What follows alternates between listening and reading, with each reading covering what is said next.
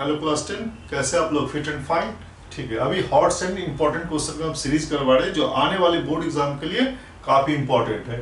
ठीक है, देखिए आपके बोर्ड पे ये क्वेश्चन लिखा हुआ है, कह रहा है perimeter of triangle P Q R is 20 centimetre, find the length of tangent P A.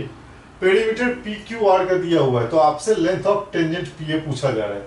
ठीक है, ये बताने से पहले मैं एक छोटा सा कंसेप्ट बताऊंगा कि कोई सर्कल है, ठीक है, और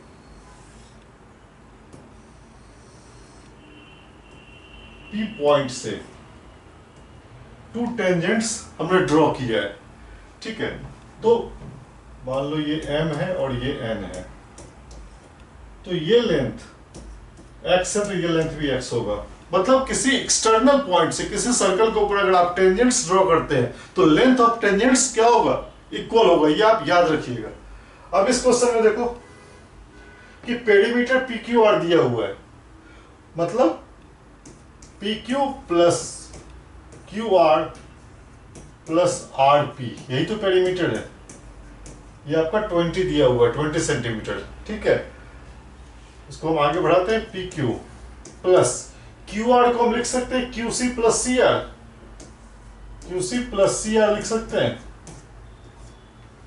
क्योंकि दोनों को ऐड करने के बाद यही क्यू आर आ रहा है आपका, plus R P equals 20 centimetre.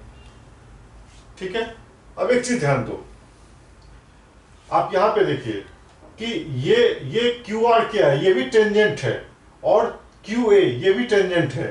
तो अगर आप क्यू को मान लो ये आपका क्यू एक्सटर्नल पॉइंट है, ठीक है, यही क्यू है, तो क्यू सी और क्यू ए, ये क्यू ये सी और ये ए हो गया, तो क्यू सी और क्यू ए, तो ये लेंथ इक्वल होगा। ठीक उसी तरीके से आप देख लीजिए, क्यू को अगर एक्सटर्नल पॉइंट लेते हैं या आर को एक्सटर्नल पॉइंट लेते हैं तो एक टेंजेंट आपका आर बी और एक टेंजेंट आपका आर सी। क्यू को अगर एक्सटर्नल पॉइंट लेते हैं तो एक टेंजेंट आपका क्यू ए और दूसरा टेंजेंट क्यू सी, तो लेंथ ऑफ टेंजेंट क्या होगा? इक्वल होगा। अगर किसी सर्किल पे किसी एक्सटर्नल पॉइंट से हम अगर टेंजेंट्स ड्रॉ करते तो दोनों का लेंथ इक्वल होगा।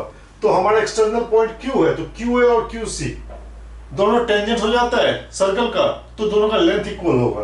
यानी आप इसको लिख सकते हैं P Q plus Q C को हम क्यू ए लिख सकते हैं, और सी आर ये आपका सी आर है, तो सी आर को हम आर बी के इक्वल लिख सकते हैं, प्लस आर पी इक्वल्स 20। कोई दिक्कत नहीं। अब देखो P Q and Q A, P Q and Q A यही तो एपी हो गया, इसको हमने सीधा एपी लिख दिया, प्लस आरबी और आरपी, आरबी एंड आरपी ये हो गया आपका पीबी, ये हो गया आपका 20। ठीक है, अब एक चीज ध्यान दो, अब एपी और पीबी, अगर आपका एक्सटर्नल पॉइंट पी है और टू टेंजेंट्स इस सर्कल पे P A and P B है, तो दोनों का लेंथ भी सेम होगा।